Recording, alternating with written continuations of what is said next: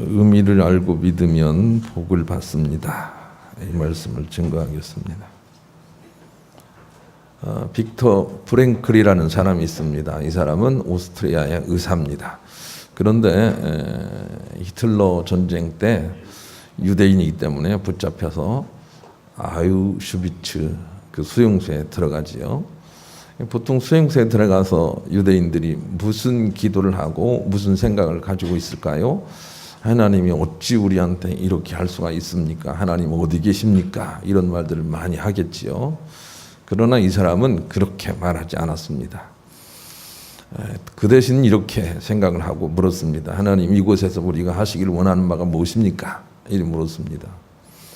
그랬더니 하나님께서 여러 가지 교훈으로 그에게 깨달음을 주시는 것은 그곳에서 너가 믿음의 사람처럼 굳게 서라, 이런 말씀을 주셔서 깨닫고 다른 사람처럼 힘들어하는 것이 아니라 오히려 믿음의 기계세를 보이려고 아주 우뚝 서고 얼굴도 아주 잘 관리를 하고 그렇게 살기로 다짐을 합니다. 그런 삶이 얼마나 이상했을까요? 그럼에도 불구하고 주변 사람들이 뜻을 같이 해서 한 20-30명이 같이 그렇게 서기 시작했습니다. 다 아시는 대로 그곳은 몸이 약한 사람들은 일을 할 수 없기 때문에 자꾸 죽이고 건강한 사람만 남기는 장소였는데, 그런데 이 빅터 프랭클을 비롯한 사람들은 자꾸 건강해지는 거예요. 건강한 상태를 유지할 수가 있는 거예요. 그래서 일도 열심히 하지만 그러나 자꾸 이렇게 남아있는 사람 속에 있고 결국은 전쟁이 끝나고 나서 그들이 모두가 다 사는 사람에 속하게 됐습니다. 고난이 있어도 그 의미를 바로 알고 의미대로 사는 사람들은 새 힘을 얻게 되는 거죠. 어떤 것이든 의미 있는 그런 우리가 삶을 살고 믿음을 가져야 되겠습니다. 마태복음 13장 23절에 좋은 땅에 뿌려졌다는 것은 말씀을 듣고 깨닫는 자니 결실하여 어떤 것은 100배, 어떤 것은 60배, 어떤 것은 30배가 되느니라 그랬습니다.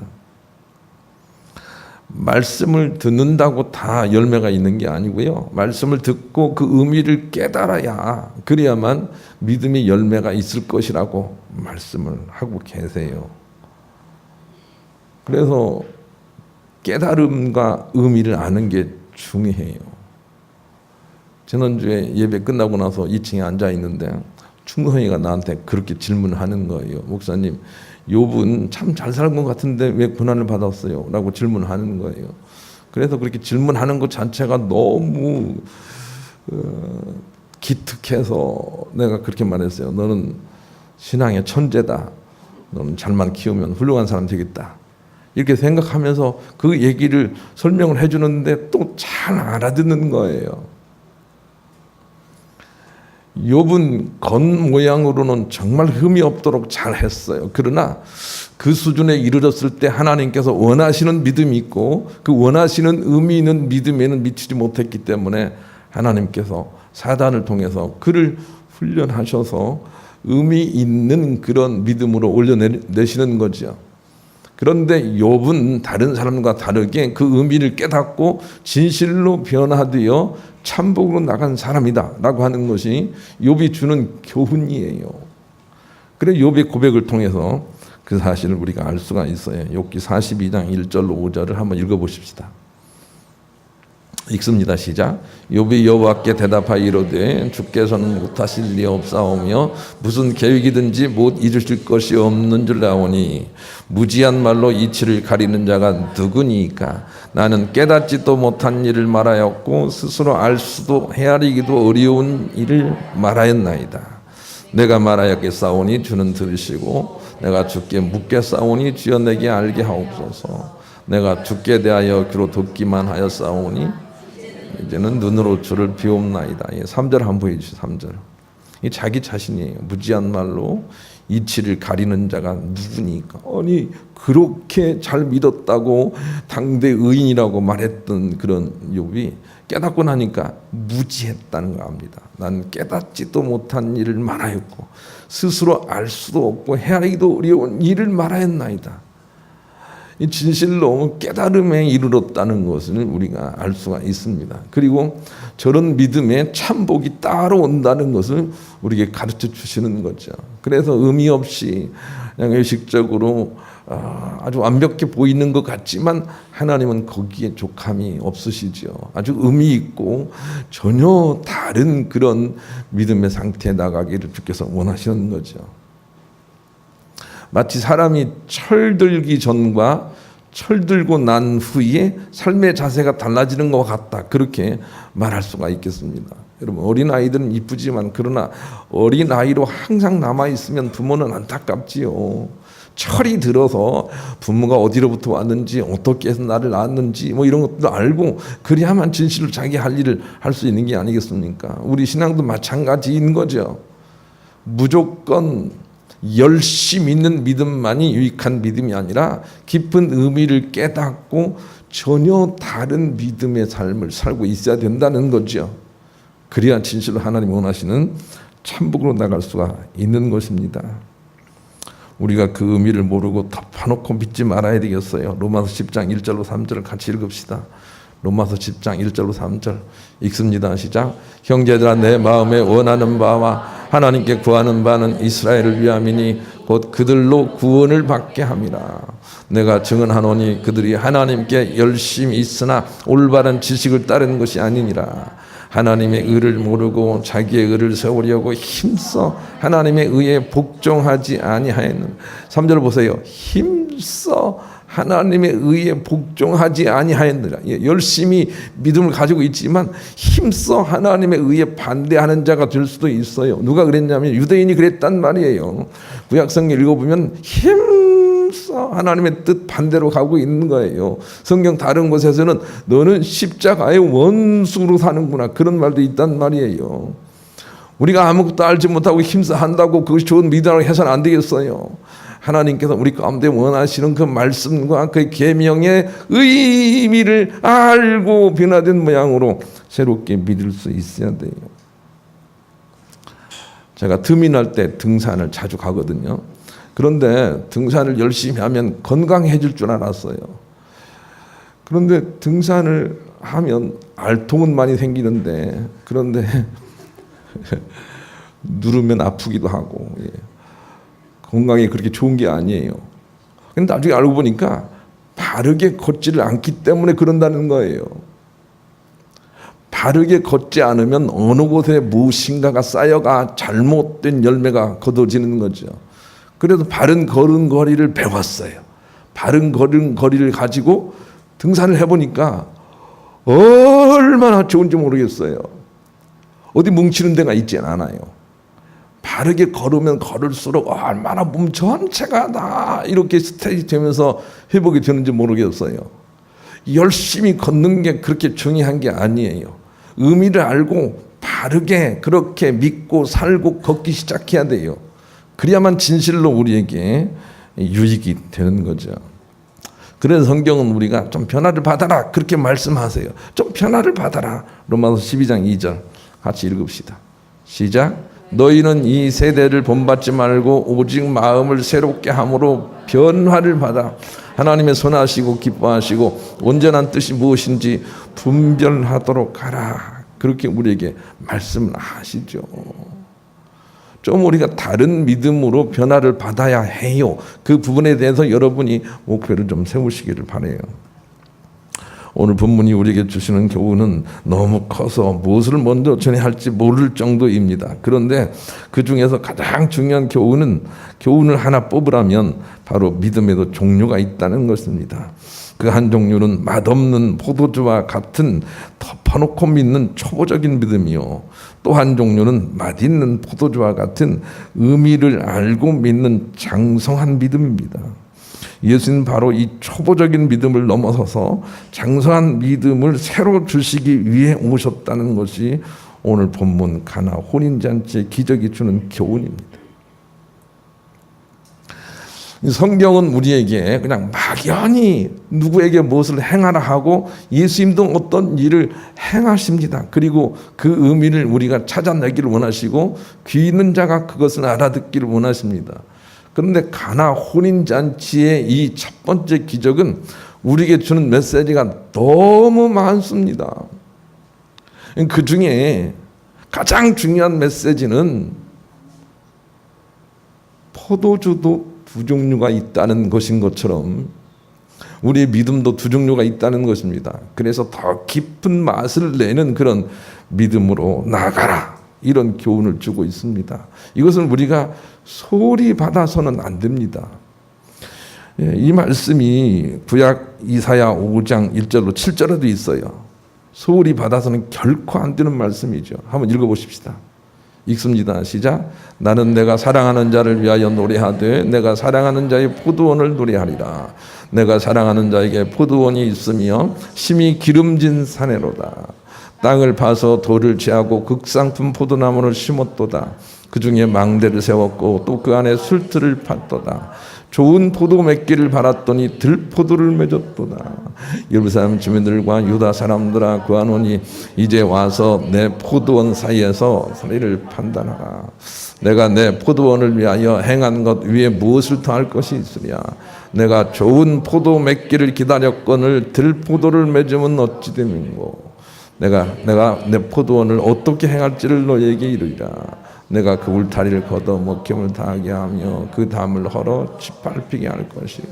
내가 그것을 황폐하게 하리니 다시는 가지를 자름이나 북을 돋우지 못하여 찔레와 가시가 날 것이며 내가 또 구름에게 명하여 그 위에 비를 내리지 못하게 하리라 하셨으니 무릇 만군의 여호와의 포도원은 이스라엘 족속이요 그가 기뻐하시는 나무는 유다 사람이라. 그들에게 정의를 바라셨더니 도리어 포악이요 그들에게 공의를 바라셨더니 도리어 부르짖으며. 여러분, 우리가 예수를 믿었으니까 조금 낫겠지요 뭐 이렇게 생각하면 안 됩니다. 그렇다면 예수님께서 그냥 저렇게 복잡하게 하지 않았을 거예요. 그런데 예수 믿음으로 우리가 부름 받았어도 어떤 사람들은 저렇게 아주 심하게 심판을 받아서 혹독한 그런 가혹한 형벌로 나갈 사람이 있다는 거예요. 주님이 우리를 부르신 것은 아주 상품의 극상품의 열매를 맺으라고 불렀다는 거예요. 열매가 없기 때문에 우리가 심판받는 게 아니에요. 열매가 있어도 잘못된 열매, 들포도 같은 열매를 맺으면 심판을 받는다고 말씀해 주세요. 이 말씀, 이 연의 말씀에 대하여 또 예수님께서 가나 혼인잔치에서 아무런 해석도 없이 우리에게 말씀을 하시는 거예요. 아무 포도주나 다 유익한 것이 아니고 예수님으로부터 새로운 포도주가 오게 될 것이라는 그런 메시지를 주고 있는 거죠. 그런 의미로 본문을 다시 한번 읽겠습니다. 읽읍시다. 시작. 거기에 유대인의 정결 예식을 따라 두세 통 드는 동아리 여섯이 놓였는지라. 예수께서 그들에게 이르시되 항아리에 물을 채우라 하신즉 아귀까지 채우니 이제는 떠서 연회장에 갖다 주라 하심에 갖다 주었더니 연회장은 물로 된 포도주를 맛보고도 어디서 났는지 알지 못하되 물떠온 하인들은 알더라. 연회장이 신랑을 불러 말하되 사람마다 먼저 좋은 포도주를 내고 취한 후에 낮은 것을 내거든 그대는 지금까지 좋은 포도주를 두었도다 하니라. 예수께서 이 첫 표적을 갈릴리 가나에서 행하여 그의 영광을 나타내심에 제자들이 그를 믿으니라. 그런 내용을 가지고 우리에게 말씀해 주시는 거예요. 예수님께서 포도주 만드셨다. 그러니 우리 포도주 먹어도 된다. 야, 우리 술 마시자. 그런 말씀으로 주신 게 아니에요.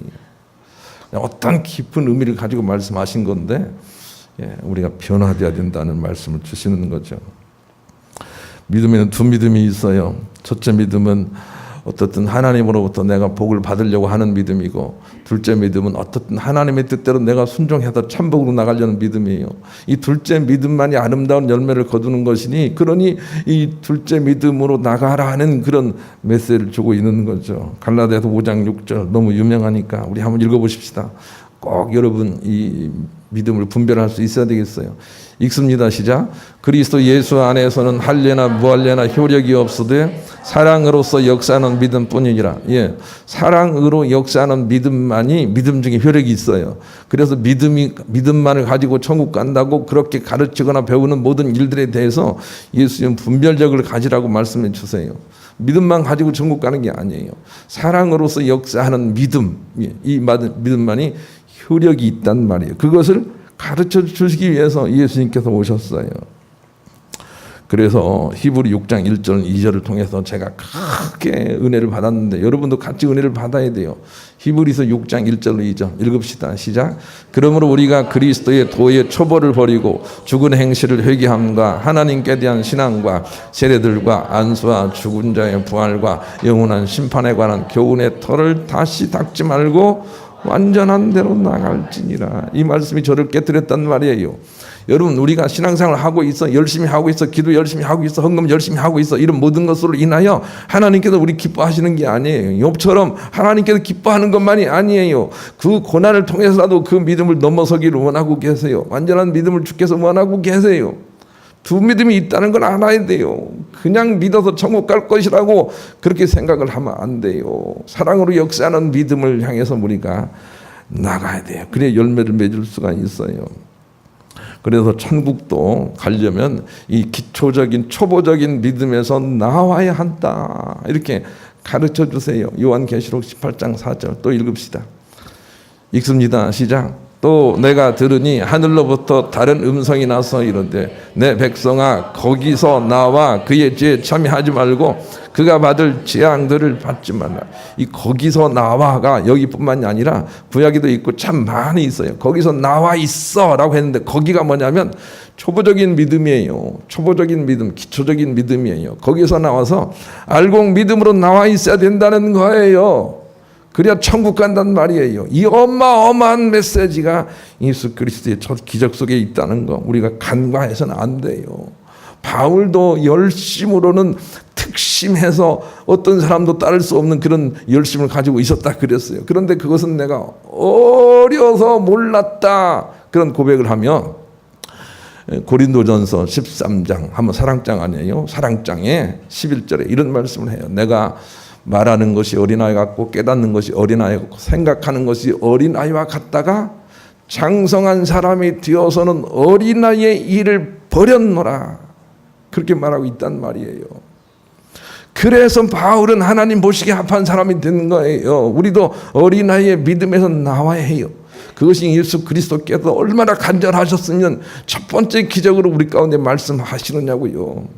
그냥 사람들이 대충 만든 전통에 따라 만든 술이야 포도주가 아니라 내가 주는 포도주, 이 포도주를 마셔야 되느니라 하고 우리에게 두 종류의 믿음의 낮은 믿음을 우리에게 가르쳐 주시는 거예요.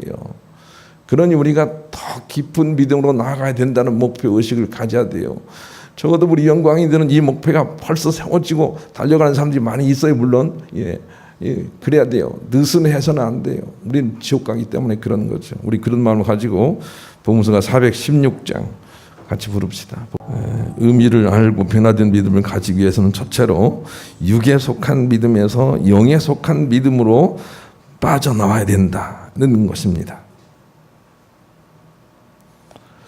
그래서 우리가 그 모든 육적인 하나님의 계명마다 영적인 의미가 따로 있다는 걸 알아야 되겠어요.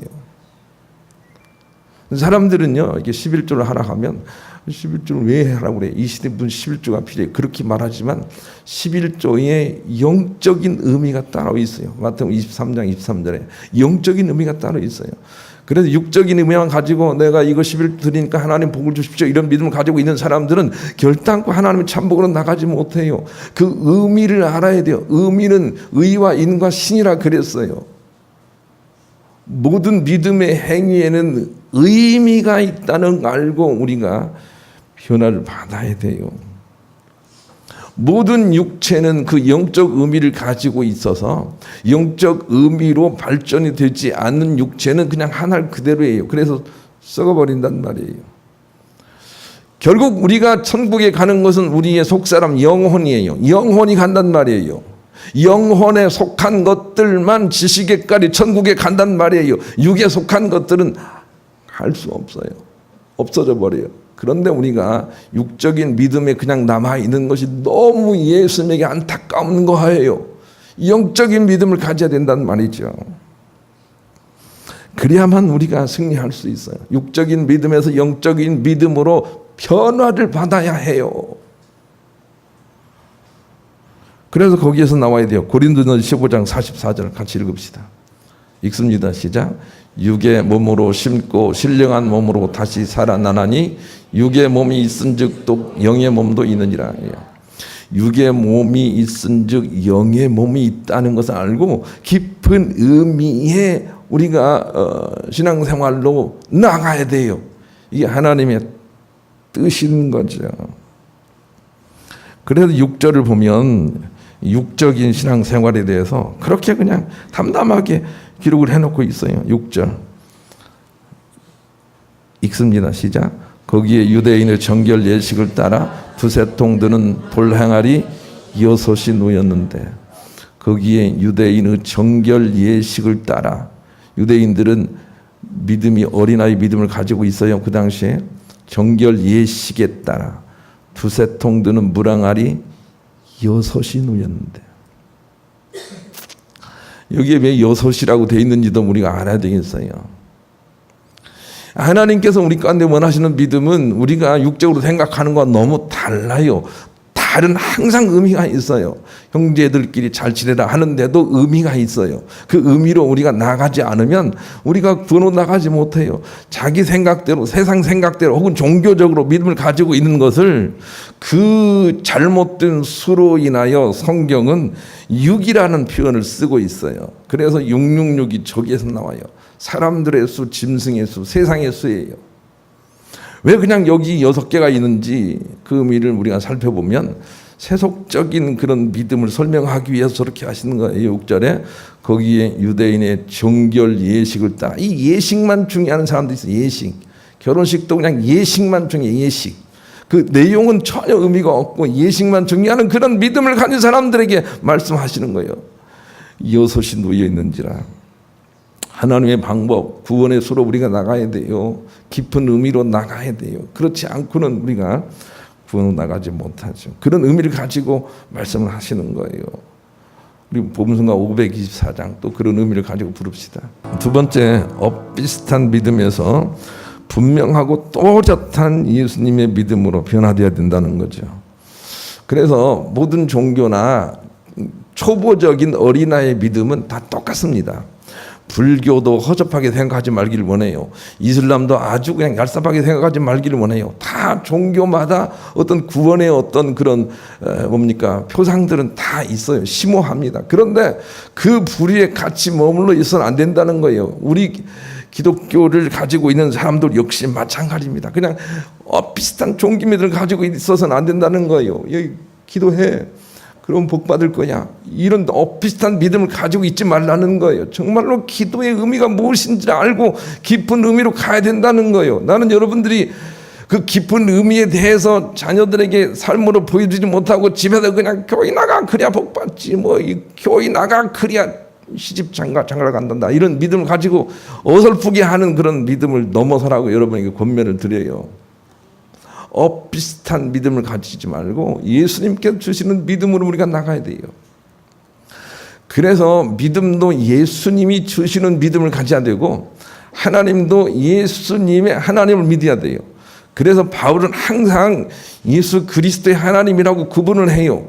이것을 우리가 알아야 되겠어요. 예수 그리스도의 성령님이라고 구분을 해요. 그래서 알아야 되겠어요. 예수 그리스도께 주시는 믿음은 또 달라요. 이걸 우리가 알아야 되겠어요. 옛날 구약 시대의 유대인들이 믿음이 없었던 게 아니에요. 그 믿음이 아니라는 거예요. 예수 그리스도께서 보여주시고 가르쳐 주시는 새로운 믿음으로 우리가 나가야 돼요. 그래서 예수 그리스도 없이는 모든 것들이 옳지가 않아요. 예수 그리스도가 주시는 믿음으로 가야 된다는 거죠.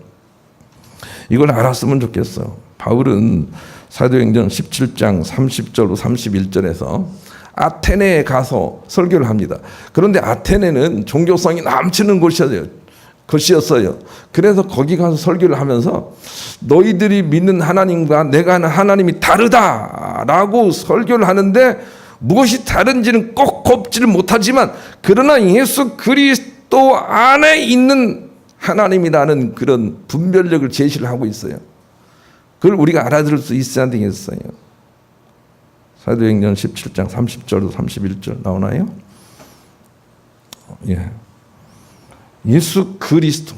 예, 읽읍시다. 시작. 알지 못하던 시대에는 하나님이 간과하셨거니와 이제는 어디든지 사람에게 다 명하여 회개하라 하셨으니 이는 정하신 사람으로 하여금 천하를 공의로 심판할 날에 작정하시고 이에 그를 죽은 자 가운데서 다시 살리신 것으로 모든 사람에게 믿을 만한 증거를 주셨음이니라 하니라. 이 바울은 예수 그리스도 안에 있는 믿음을 전혀 다른 믿음으로 제시를 하고 있는 거예요. 사람들은 물론 못 알아듣지만 예수 그리스도 그분의 하나님, 예수 그리스도 그분의 성령님, 예수 그리스도의 그분의 믿음을 우리가 다시 새롭게 가져야 돼요. 그러라고 예수님께서 포도를 주시면서 이것이 어디서 온 것인지 거기 혼인주는 모르지만 가지고 온 종은 알더라, 이런 의미로 우리에게 말씀을 하고 계시는 거예요. 예수 그리스도에게로부터 나온 믿음을 우리가 다시 가져야 되는 거죠. 우리가 구원을 받는 것은 예수 그리스도의 몸에 붙어서 받는다고요. 예수 그리스도 없이는 우리가 구원을 받을 수가 없어요. 그래서 그냥 예수 그리스도로 도배를 해요. 바울은 예수 그리스도의 믿음, 예수 그리스도의 성령, 예수 그리스도 아버지, 이걸 우리가 알았으면 좋겠어요. 예수 그리스도의 하나님은 구약의 하나님과 달라요.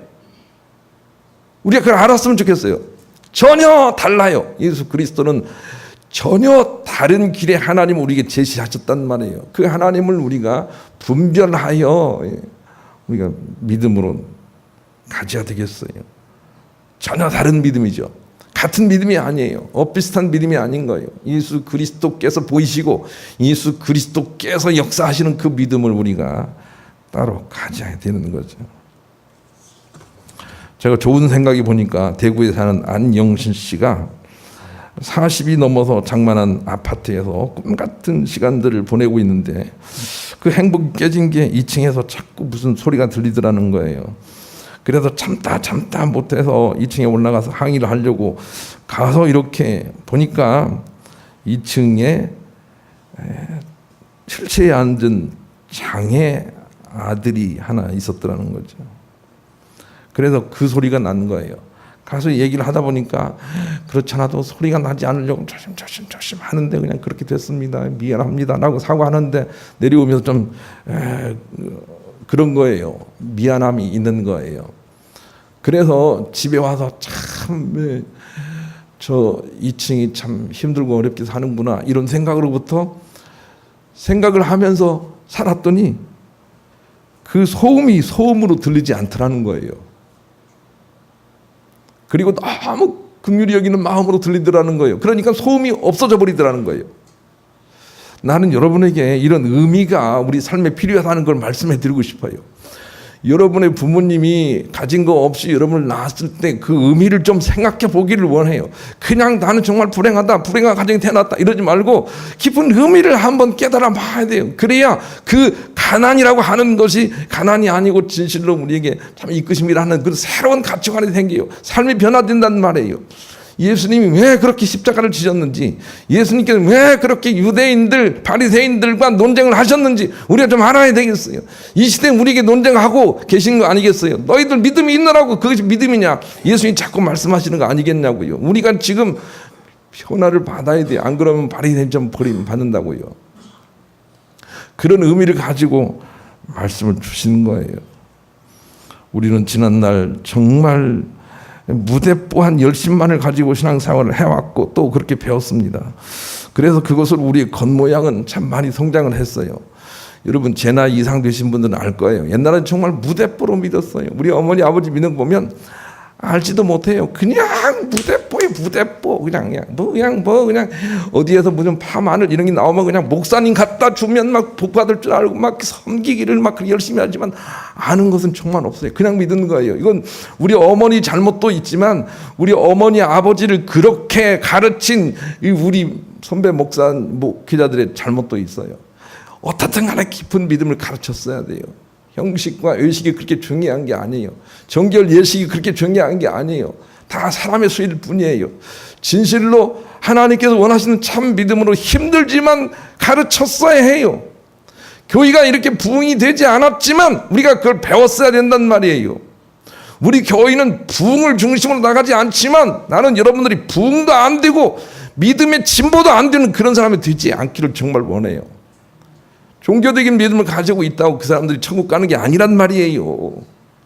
우리가 적을 때 믿음의 방향을 바로 잡고 세워 가지고 나서 한마디를 해도 바로 전해서 참 전도자가 돼야 되지 않겠냐고요. 그런 안타까움을 가지고 예수님이 이 땅에 오셨는데 우리는 아직도 뭐가 뭔지를 모르는 거예요.